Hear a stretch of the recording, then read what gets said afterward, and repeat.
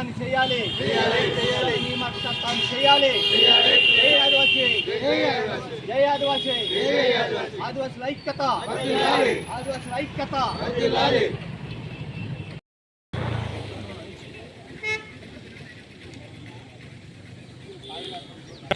మిత్రులారా, ఈరోజు మన ఆంధ్రప్రదేశ్ జేఏసీ రాష్ట్ర వ్యాప్తంగా రిలే నిరాహార దీక్షలు ప్రారంభించడం జరిగింది. విద్యుత్ ప్రాంతంలో ఉన్నటువంటి అన్ని జిల్లాల్లో కూడా ఐటీడీ పరిధిలో అట్లాగే మండల పరిధిలో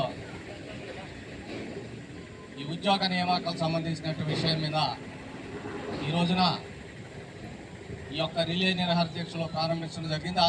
దాన్ని పురస్కరించుకొని ఏలూరు జిల్లాలో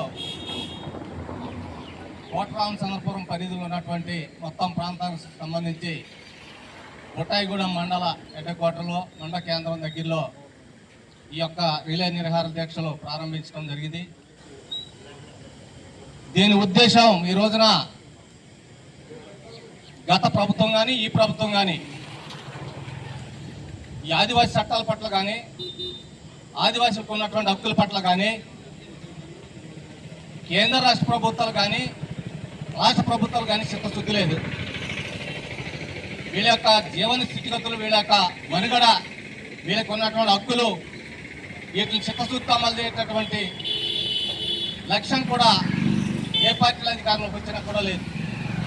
కాబట్టి మేమేమంటున్నామంటే ఈ ప్రభుత్వాన్ని, ఈ రోజున ఉన్నటువంటి ముఖ్యమంత్రి గారిని సూటిగా ఒక ప్రశ్న వేస్తా ఉన్నాం.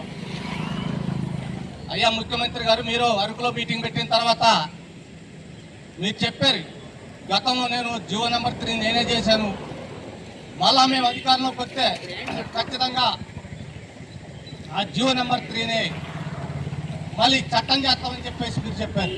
మీరు ప్రభుత్వం వచ్చి సంవత్సరం అయ్యింది. మొన్ననే మీరు డిఎస్ఏ ప్రకటించారు. మేము అడుగుతా ఉన్నాం, మేము చెప్తా ఉన్నాం, జియో నెంబర్ 3 పోవటానికి దీనికి అనేక కారణాలు ఉన్నాయి.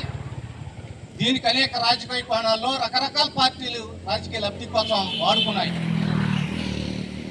గతంలో ఉన్నటువంటి జియో నెంబర్ని చంపేశారు, మీకు నిలిపేశారు. ఈ రోజున షెడ్యూల్ ప్రాంతంలో ఉన్నటువంటి ఆదివాసులకి చదువుకున్నటువంటి యువకులకు ఉద్యోగాలు వచ్చేటటువంటి పరిస్థితి లేదు. మీరు ఏదైతే ఈ రాష్ట్రంలో టీచర్ పోస్టులు దాదాపు 16,000 17,000 పోస్టులు మేము తీస్తామని చెప్తా ఉన్నారు. అందులో మా వాటా ఎంత వచ్చిందని మేము ఇక్కడ అడుగుతా ఉన్నాం. మీ లెక్కల ప్రకారంగా అయితే మాకు ఇక్కడ ఎన్ని వస్తూ ఉన్నాయి, ఆదివాసులకి ఎన్ని వస్తూ ఉన్నాయి. కాబట్టి ఈ రోజున ఎన్ని జీవోలు తీసుకొచ్చిన ఆగమనేది ఇక్కడ స్పష్టం కనపడతా ఉంది. ఏ ప్రభుత్వం అయినా జీవోలు తీసుకొస్తే ఆ జీవోలు ఉండవు. గతంలో ఉన్నటువంటి వైసీపీ ప్రభుత్వం కూడా అనేక జీవోలు 100 జీవోలు దాకా తీస్తే హైకోర్టుకి వెళ్తే కొట్టేసినట్టు పరిస్థితి. కాబట్టి మేము అడిగేది ఏంటంటే, ఇక్కడ మీకు సూటిగా మీరు జీవోలు కాదు, ట్రైబల్ అడ్వైజర్ కమిటీ కౌన్సిలర్ని ఏర్పాటు చేసి వెంటనే మీరు చట్టం చేయాలి. 3 డిమాండ్లతో ఇప్పుడు రాష్ట్ర వ్యాప్తంగా ఈ రిలే నిరాహార దీక్షలు ప్రారంభించడం జరిగింది.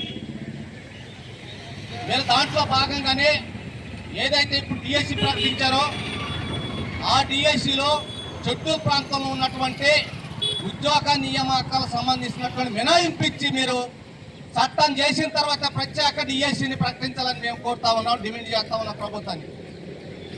ఇది చేయకుండా మీరేదో మాయమాటలు చెప్పి మీరేదో మేము అన్ని 100% చేద్దాం, గిరిజనులకి న్యాయం చేస్తామని మీరు చెప్తున్నారంటే మమ్మల్ని కళ్ళ నీళ్లు తుడిచే దానికోసం, మమ్మల్ని మభ్యపెట్టే దానికోసం నాటకాలు ఆడుతున్నారని చెప్పేసి మేము దీన్ని భావించవలసి వస్తూ ఉంది.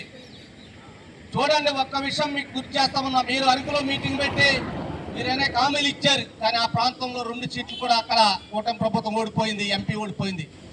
అంటే జనం నమ్మలా, కానీ మేము నమ్మాం కాబట్టి రాష్ట్రంలో ఉన్నటువంటి 7 సీట్లు 5 సీట్లు మీకు గెలిపించే పరిస్థితి ఈ రోజున జరిగిందంటే అంతకుముందు వైసీపీ ప్రభుత్వం ఉన్నప్పుడు. ఈరోజు ఇదే మీరు దృష్టిలో పెట్టుకోవాలి. కనుక దీంట్లో ఈ రోజున మరి రాజకీయ పార్టీలకు సంబంధించినటువంటి అనేక సంఘాలు ఈ రోజున మాయమాటలు మభ్య పెడతా ఉన్నారు.